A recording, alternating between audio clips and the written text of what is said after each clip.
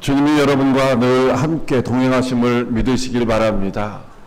때로는 힘들고 어렵더라도 주님이 함께 하심을 믿고 의지하는 자들에게는 주께서 큰 힘과 능력이 되어 주실 줄 믿으시길 바랍니다. 자, 우리는 죄와 허물로 말미암아 죽었던 자들인데 하나님께서 우리를 사랑하시는 그 사랑 가운데서 독생자 예수 그리스도를 보내주셨고, 예수님이 우리의 죄를 대속하시기 위하여 십자가에 달려 죽으심으로 우리의 죄가 다 사함을 받게 됐습니다. 그것으로 끝난 것이 아니라 예수님은 사망 권세를 이기시고 다시 부활하심으로 말미암아 우리에게 새로운 생명을 주셨어요. 그래서 저와 여러분은 예전에 그 예수 믿기 전, 예수님을 알기 전의 사람이 아니라 바로 이제 예수님을 만난 이후의 삶을 살아가는, 새로운 삶을 살아가는 새 사람이 된 줄 믿으시길 바랍니다.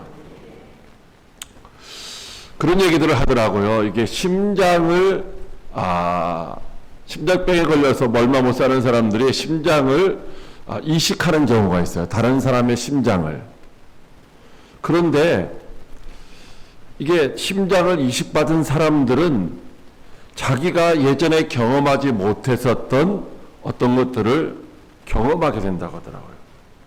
그게 뭐냐면 자기가 이식받은 그 원래 심장의 주인의 어떤 것들을 경험하게 된다는 거예요. 그 사실 그 심장이 나한테 오지 아니하였더라면 나는 죽었는데 새로운 다른 사람의 심장을 가지고 내가 살아가잖아요. 그걸 뭐요? 그걸 새로운 삶을 살아간다고 할 수 있는 거죠. 저와 여러분은 그렇게 죄와 허물로 말미암아 죽었었지만은 예수님이 우리에게 찾아오셔서 예수님의 생명으로 우리가 살아가는 새 사람이 된 줄 믿으시길 바랍니다. 심장을 이식받은 사람이 이제 그 사람, 자기에게 심장을 준 사람, 이거 심장 주는 사람 누가 줬다라는 것은 밝히지를 원래 않아요. 근데 그래도 그렇게 심장을 누군가가 그것을 알기 때문에 나는 그 사람의 그 은혜에 보답하는 삶을 살아야지 라고 생각하는 사람들이 있더라고요. 마찬가지로 저와 여러분은 죄와 허물로 말미암아 영원히 죽어서 지옥 갈 수밖에 없었는데 예수 그리스도의 십자가 대속의 은혜와 부활의 능력으로 이제 새로운 삶을 살게 된 새 사람이라는 거예요.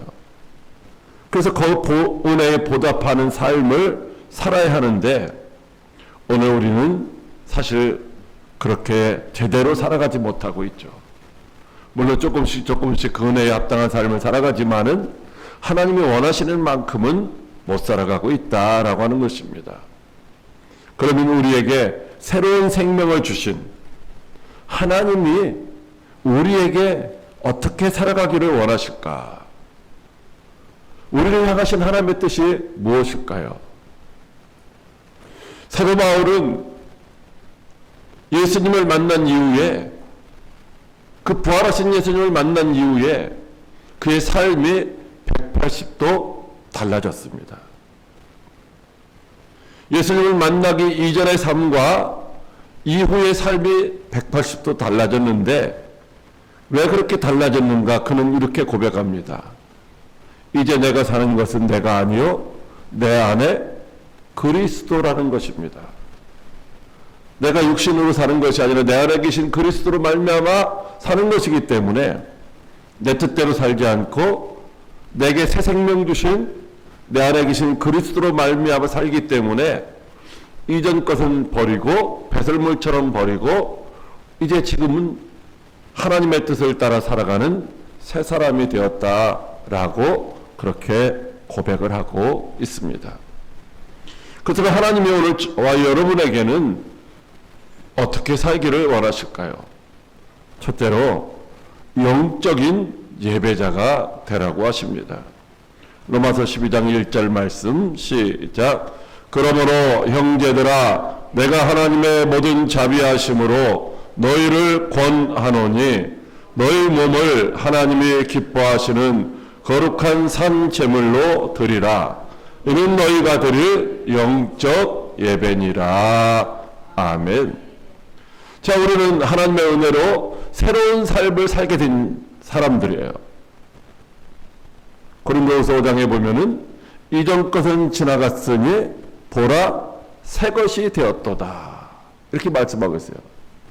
우리의 옛사람, 제 허물로 말미암아 죽을 수밖에 없었던 옛사람은 죽었어요. 십자가에 주님과 함께 못 박혀 죽었고, 이제 저와 여러분들이 지금 예수님 만난 이후에 살아가는 사람은 새 사람이라는 거예요. 새 생명을 가지고 이제 천국에 가서 영원히 살 그런 존재가 된 줄 믿으시길 바랍니다. 그래서 이제 우리는 육신적인 욕망에서 벗어나서 그런 은혜에 합당한 삶을 살아야 되는 줄 믿으시길 바랍니다. 좀 전에 우리 장로님 기도하실 때에 6.25 때 피 흘려 죽은 순국 소년들 기도하셨잖아요. 거기에 보면 뭐 잊지 않겠습니다라고 많이 써놨어요. 뭘 잊지 않는지 잘 모르겠는데 하여튼 잊지 않겠다라는 거예요. 그들의 핏값을 잊지 않겠다는 거예요. 그들이 지켜준 이 대한민국, 그때 지켜준 생명, 이런 것들을 잊지 않겠다는 거예요. 그들의 희생을 잊겠다라는 거예요.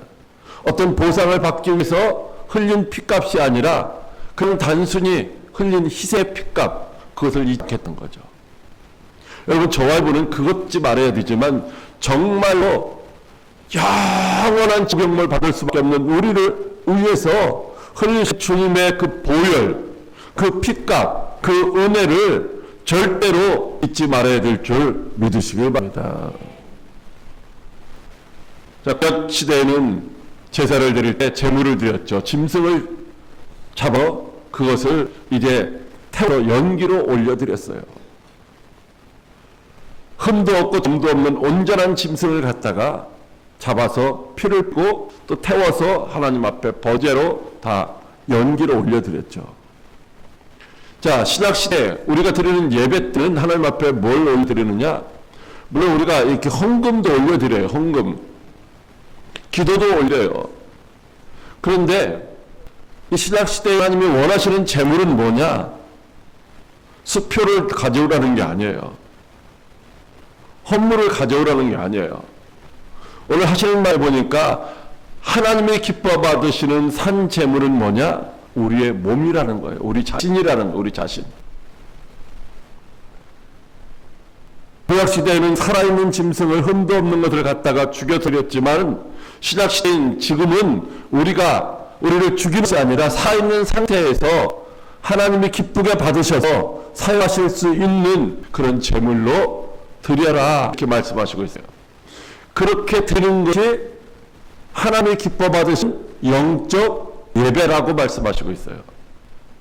영적 예배라는 것이 뭐 신령하고 거룩하고 엄숙한 예배가 아니라 우리 자신을 하나님 기뻐 받으시는 그런 거룩한 제물로 하나님 앞에 나 사용해 주세요 하고 드리는 것이 영적인 예배다라고 말씀하시고 있습니다. 우리는 짐승처럼 죽지는 않지만 죽은 자와 같은 거예요. 삶을 살아가는 것이 영적 예배다라고 하는 거죠. 다시 말하면 구원받은 은혜에 합당한 그런 삶을 살아가는 거예요. 지옥 갈 죄인이 천국 갈 의인이 된 그 은혜에 합당한 삶을 살아가는 것, 이것이 하나님 앞에 드릴 영적 예배다라고 하는 거죠. 그것이 바로 하나님이 기뻐하시는 거룩한 산 제물로 우리 자신을 하나님 앞에 드리는 것이다 라고 하는 것입니다. 여러분, 하나님이 기뻐하시는 거룩한 산 제물, 즉 하나님을 위하여 구별된 거예요. 내 자신을 위하여 사용하도록 되어져 있는 것이 아니라, 여러분, 우리가 11조 드리잖아요. 이거 열에 하나는 이건 하나님 거야 하고 드리는 거예요. 이 11조 내가 쓰지 않잖아요. 열에 9만 내가 쓰잖아요. 그것처럼 하나님 앞에 드려진 것은 내가 쓸 수가 없는 거예요. 우리가 거룩한 산제물로 하나님 앞에 우리 자신을 드렸으면 이건 나를 위해서 쓰는 것이 아니라 이제부터는 뭐요? 주를 위하여 주님이 사용하시도록 드려야 되는 거죠. 이게 거룩한 산제, 옆에서 요청해 준다 그런 말이에요. 요청한다 그런 말이에요. 저 앞에 가시면서 빨리 따라와 그것도 아니고 뒤에서 너희는 빨리 가, 이것도 아니에요. 우리가 가다가 넘어지고 쓰러지고 자빠지고 하나님의 뜻대로 은혜에 합당한 삶을 살아야 되는데 그렇게 못하니까 우리 옆에서 넘어졌을 때 일으켜도 주고 힘이 없을 때 부축도 해주고 다른 생각할 때 그렇게 하면 안 돼 하고 우리와 함께 가주시는 것이 바로 권한다라고 하는 거예요. 강압적이지는 않아요. 그런데 권위가 있기 때문에 그 말씀에 순종할 수밖에 없는 거죠. 왜 그렇습니까? 여러분, 주님의 자비하심으로 권하는 거, 자비하심. 여러분, 자비하심이라고 하는 말은 이게 동정한다, 연민한다, 불쌍히 여긴다 라고 하는 거예요. 자비하심이라는 말의 의미는, 자비하심이라는 것은, 그것은 이제 마땅히 벌을 받아야 되는데 그 벌을 면제해 주는 것을 자비라고 해요. 마땅히 벌을 받아야 돼요. 그런데 그 벌을 면제해 주는 거예요. 우리가 하나님의 은혜에 합당한 열매를 맺는 삶을 살아야 되는데 그렇게 살지 못하는데도 그냥 우리를 불쌍히 여기시고 그렇게 삶을 살아갈 수 있도록 도와주시는 그런 은혜 가운데 이제 우리에게 하나님의 기뻐하시는 거룩한 산재물이 되라고 계속해서 말씀하시는 거예요. 그러므로 우리는 우리 몸이 바로 죄의 소유가 되지 않도록 우리 자신을 철저히 구별해서 하나님의 은혜에 합당하게 하나님이 언제든지 사용하시도록 그렇게 드리는 예배자가 될 수 있기를 주님의 이름으로 축복합니다. 자, 둘째로 그렇게 영적인 예배자의 삶을 살아가려면 어떻게 해야 되느냐? 내 힘으로 안 된다는 거예요. 예전에 살아가던 방식으로는 안 된다라는 거예요. 그래서 뭐라고 말씀하시고 있어요? 새롭게 변화를 받으라고 말씀하시고 있어요. 자, 로마서 12장 2절 말씀 시작. 너희는 이 세대를 본받지 말고 오직 마음을 새롭게 함으로 변화를 받아. 아멘. 마음을 새롭게 함으로 변화를 받는데 먼저 뭐 해야 되냐? 이 세대를 본받지 말아야 된다라고 말씀하시고 있어요. 왜 이 세대를 본받으면 안 되는가? 에베소서 2장 2절 말씀 같이 합독하겠습니다. 시작. 그때에 너희는 그 가운데서 행하여 이 세상 풍조를 따르고 공중의 권세 잡은 자를 따랐으니 곧 지금 불순종의 아들들 가운데서 역사하는 영이라. 아멘. 그러니까 우리가 예수님 만나기 전에 어떤 삶을 살았느냐? 세상의 풍조를 따라 살아갔다는 거예요. 세상 사람들과 같이 똑같이 그렇게 시류를 따라 살아갔다는 거예요. 그런데 그 세상이라고 하는 것이 공중에서 잡은 악한 영, 사탄이가 다스리기 때문에 사탄이의 종로로 다며 노예 생활하며 사탄이 원하는 삶을 살아왔다는 거예요. 하나님이 원하시는 삶이 아니라 마귀가 원하는 삶을 지금까지 살아왔기 때문에 그 세상 본받지 말라는 거예요. 세상 따라가지 말라는 거예요. 근데 우리는 어떻게 해요? 제가 일부 예배 드리고 어떤 분한테 그렇게 말씀드렸어요. 집사님만 천국 가면 안 되잖아요. 가족이 다 천국 가셔야 되잖아요. 그랬더니만 뭐 요즘 학생들 교회 다니는 애들이 별로 없대. 내가 그랬잖아요. 세상 따라가지 말라고. 세상 본받지 말라고. 하나님 말씀을 따라 살라고. 설교하고서 나가면서 얘기했는데 세상 다 대부분 다 그렇다라는 거예요. 여러분, 우리가 세상 본받는 게 아니라 우리는 그리스도를 본받아야 돼요. 할렐루야. 바울도 그렇게 말했어요. 내가 그리스도를 본받은 것 같이 나를 본받으라. 저와 여러분은 우리 자신을 본받으라고는 말할 수 없어도 우리가 주님을 본받고 우리가 주님을 본받는 자 되기를 힘써야 될 줄 믿으시길 바랍니다. 야고보서 4장 4절 말씀 시작. 가늠한 여인들아, 세상과 벗든 것이 하나님과 원수됨을 알지 못하느냐? 그런즉 누구든지 세상과 벗이 되고자 하는 자는 스스로 하나님과 원수되는 것이니라. 아멘. 세상 속에서 세상 사람들처럼 그렇게 세상을 사랑하며 살아가면은 그것은 뭐 하나님과 원수된다는 거예요. 근데 우리는 뭐요? 세상 따라가면 세상 시류를 따라가야, 아니 세상 그 맞춰 살아가야 되지 않느냐라고 말하죠. 그래 성공할 수 있다라고. 그래 행복할 수 있다라고. 여러분 그것은 뭐예요? 하나님과 원수가 되는 거예요. 하나님과 원수 되면 어디 가요? 그러면 우리는 천국 가려고 하면서도 하나님과 원수 되는 그런 일들을 서슴없이 하고 있다라는 거예요. 세상이 그러니까 여러분 세상 풍조를 따르지 말고 세상과도 벗이 되어서는 안 되는 줄 믿으시길 바랍니다. 그러려면 어떻게 해야 돼요? 그것만 멀리하고 그러면서 끝나는 것이 아니라 날마다 마음을 새롭게 함으로 변화를 받아야 된다라고 말씀하시고 있습니다. 여러분 우리는 무엇을 변화되어야 되냐면요, 우리의 겉사람이 아니에요. 우리의 외식적이고 형식적인 그런 모양이 아니라 우리의 속사람이 변화가 되어야 되는 거예요. 우리가 구원받은 것은 우리의 속사람이에요. 우리의 영이 새롭게 변화된 거죠.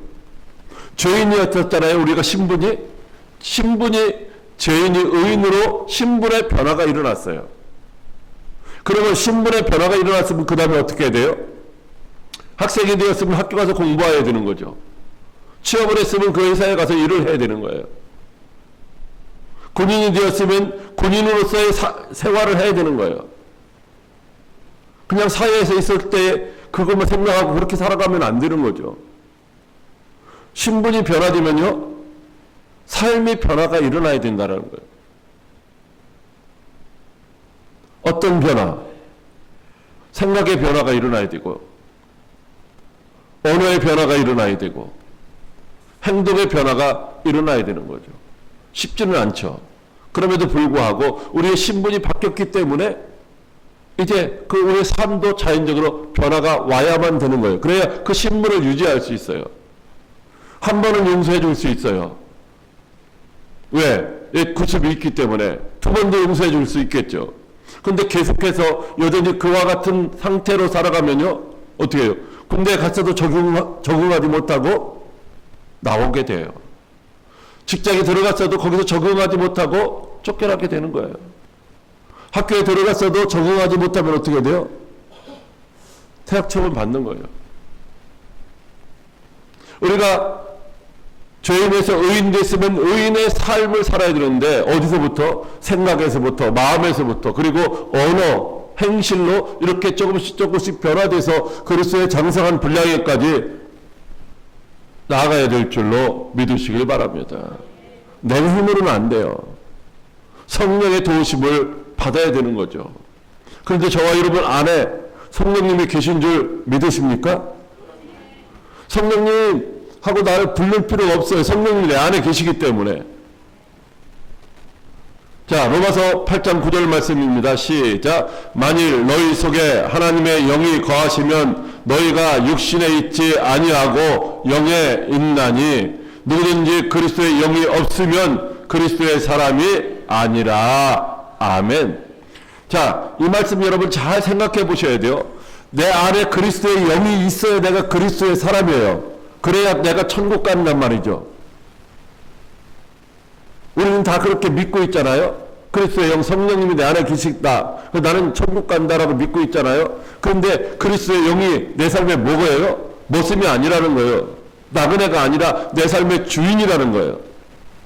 내 안에 계신 그분이, 그리스도의 영이신 성령님이 원하시는 삶을 우리가 살아야 된다라는 거예요. 그런데 그리스도의 영이 없는 것처럼 우리가 살아가고 있지는 않은가라고 하는 것입니다. 로마서 8장 8절 말씀 시작. 육신에 있는 자들은 하나님을 기쁘시게 할 수 없느니라. 아멘. 이게 무슨 말이냐면 성령을 따라서 살아가지 않고 육신이 원하는 것을 따라서 살아가는 사람들은 결코 하나님을 기쁘시게 할 수가 없다라는 거예요. 에베소서 4장 3절 말씀 시작. 우리가 다 하나님의 아들을 믿는 것과 아는 일에 하나가 되어 온전한 사람을 이루어 그리스도의 장성한 분량이 충만한 데까지 이르리니. 아멘. 우리가 그냥 안다, 믿는다 말하는데, 믿는다라고 하는 것은 이제 행함을 수반하고 있는 거예요. 근데 우리는 행함이 없는 것을 그냥 단순히 아는 거예요. 단순히 아는 거예요. 그것 갖고는 우리가 그리스도인으로서의 삶을 살아갈 수 없어요. 그러므로 저와 여러분들은 늘 성령의 지배하심에 민감하게 반응해서 성령의 이끄심에 순종해서 날마다 조금씩 조금씩 그리스도를 닮아가는 변화진 삶을 살아가기를 주님의 이름으로 축복합니다. 셋째로 하나님의 뜻을 따라 살라고 하십니다. 로마서 12장 2절 하반절 시작. 하나님의 선하시고 기뻐하시고 온전하신 뜻이 무엇인지 분별하도록 하라. 아멘. 하나님의 뜻대로 살려면은 하나님의 뜻이 무엇인지 분별하도록 하라 이렇게 말씀하시고 있어요. 분별하라고 하는 말은 시험해보라는 거예요. 시험해보고 그리고 그 다음에 뭐 입증해보라는 거예요. 여러분 어떤 것들을 뭐 발견했죠. 보석이라고 하는 걸 발견하면 그것이 진짜 보석인지 아닌지 뭐 재련을 해보고 하고 그래서 그 다음에 뭐 시험 성적표가 나와요. 이렇게 시험에서 입증하는 것을 분별이라고 하는 거예요. 여러분 우리가 하는 일들이 내가 이게 정말 하나님의 뜻에 맞는가 틀리는가 잘 모르면은 말씀을 읽어보면 돼요. 말씀이라고 하는 거울에 딱 비춰보면은 이것이 하나님이 기뻐하시는 것과 내가 맞는가 틀리는가 우리가 대부분 다 알 수가 있죠. 하나님 사랑하고 이웃 사랑하라는 거. 여러분 이웃 사랑이 쉬워요? 하나님 사랑이 쉬워요?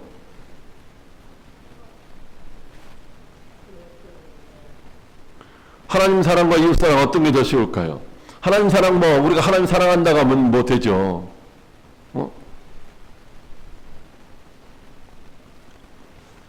사랑은 주는 거라고 하는데 사랑은 주는 거잖아요. 근데 뭘 주느냐가 중요하죠. 내가 쓰고 남는 걸 주는 것은 사랑이 아니에요. 내가 원하는데 나도 원하고 저 사람도 원하는데 필요한 거예요. 그럼 내가 쓰지 않고 상대방이 원하는 것을 주는 거 이게 사랑이더라고요. 우리 교회에 전도 플랫폼이 있어요. 이제 이따가 좀 말씀드리고 여러분들이 거기 가입해야 돼요. 에디라고 하는 전도 플랫폼에 가입하고 여러분들이 이렇게 전도 카드가 있어요. 전도 카드 이런 전도 카드가 있어요. 조그만 전도 카드가 있는데 여기에 이런 내용이 있어요. 읽어드릴게요. 제 심장은 일주일짜리였습니다. 오늘 저한테 와야 하는 심장이 저 젊은 여자에게 꼭 필요한 심장이라고 합니다. 감당하기 힘든 순간을 견디고 2번의 심장 수술을 했습니다. 그리고 3번째 심장 수술이 가능했던 이유는 여기 3분짜리 간증 영상이 있어요. 여기 보면은 QR코드가 있는 핸드폰 사진 찍는 걸 찍으면 주소가 뜨고 해서 연결돼서 3분짜리 간증이 나오고 중요한 부분이 나오고 이분이 간증한 건 원래 1시간짜리인데 심장 수술하지 아니하면 죽을 거. 그래서 누군가 기증해 주는 사람이 있어서 나타나서 건강한 심장이 자기한테 오서 그날 수술 이제 받기로 내일 수술 받기로 했는데 자기 옆방에 있는 젊은 여자도 이제 심장을 누군가 기증받아야 되는데 아직 그 사람 아직 차례가 안 온 거예요. 차례가. 근데 그 사람 이틀밖에 못 산다는 거예요. 근데 자기한테 오는 심장하고 그 여자한테가 필요한 심장하고 똑같대요. 근데 자기는 며칠 견디려니까 일주일은 버틸 수 있다고 하더라는 거예요. 일주일. 그 이틀밖에 못 버티는 사람한테 그 자기한테 오는 건강한 심장을 줬다라는 거죠.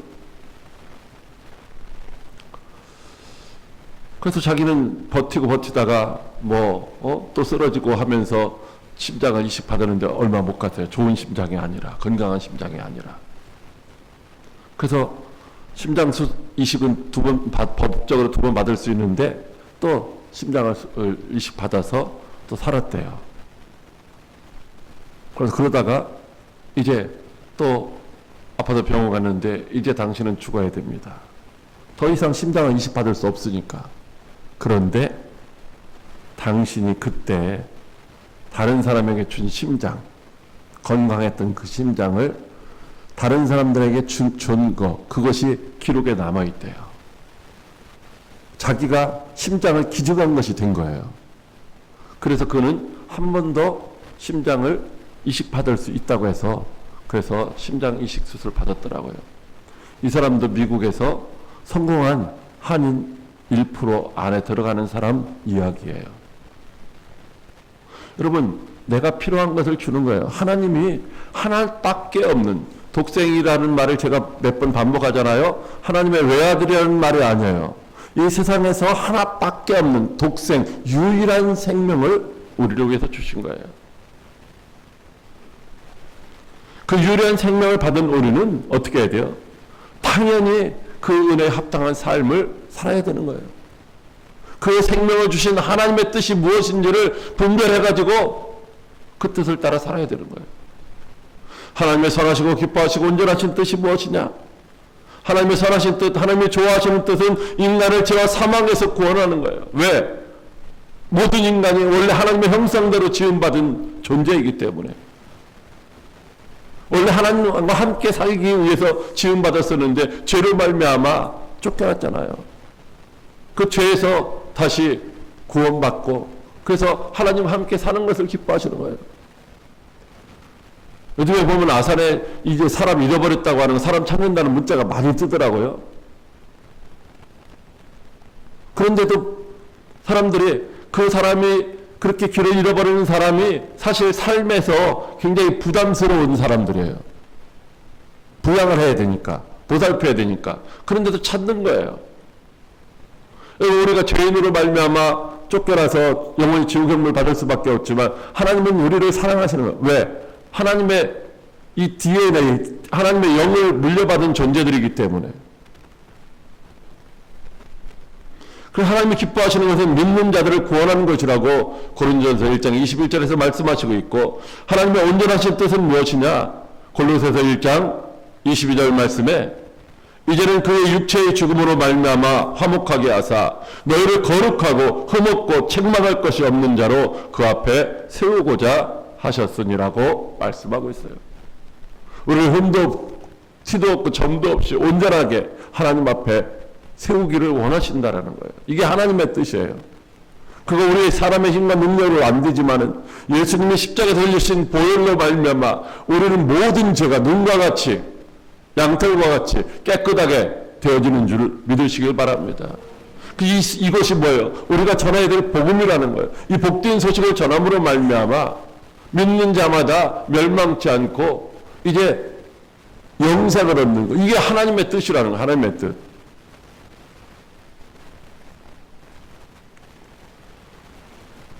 여러분 주보에 보면은 그 뒤에 성경 구절이 많이 있습니다. 제가 다 읽지는 않겠습니다. 우리는 우리 자신의 무엇을 먹을까 마실까 입을까 염려할 필요도 없고 하나님의 나라와 그의 의를 구하는 것이 하나님의 뜻인데 나는 지금 하나님의 뜻대로 살아가는가? 아니면 내가 무엇을 먹을까 마실까 입을까를 먼저 찾고 살아가는가? 한번 생각해 보면 뻔히 답이 나오죠. 주님은 우리에게 말씀하십니다. 너 세상에서 소금이 되어야 돼. 너 세상에서 빛이 되어야 돼. 이런 말씀 하시지 않아요. 네가 소금이다. 그러니까 네 원래 그 맛을 내는 삶을 살라는 거예요. 너 빛이 되려는 게 아니라 빛이 되었다라는 거예요. 왜? 빛이신 예수님이 우리 안에 계시니까 우리가 빛이 된 거예요. 그 빛을 비추는 삶을 살라는 거예요. 그 빛이 뭐예요? 예수님을 드러내는 삶을 사는 거죠. 복음을 전하는 예수님의 향기를 드러내는 삶을 살아가는 것입니다.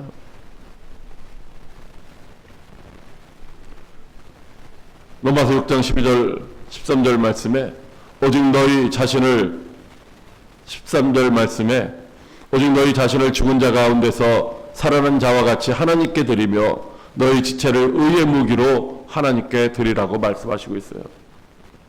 우리 자신을 하나님이 사용하시는 의의 무기로 하나님께 드리라는 거예요.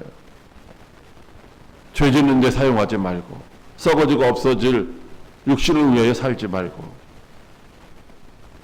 여러분 하나님이 요구하시는 참된 예배가 무엇입니까? 그것은 바로 우리의 변화된 삶을 요청하시는 거예요.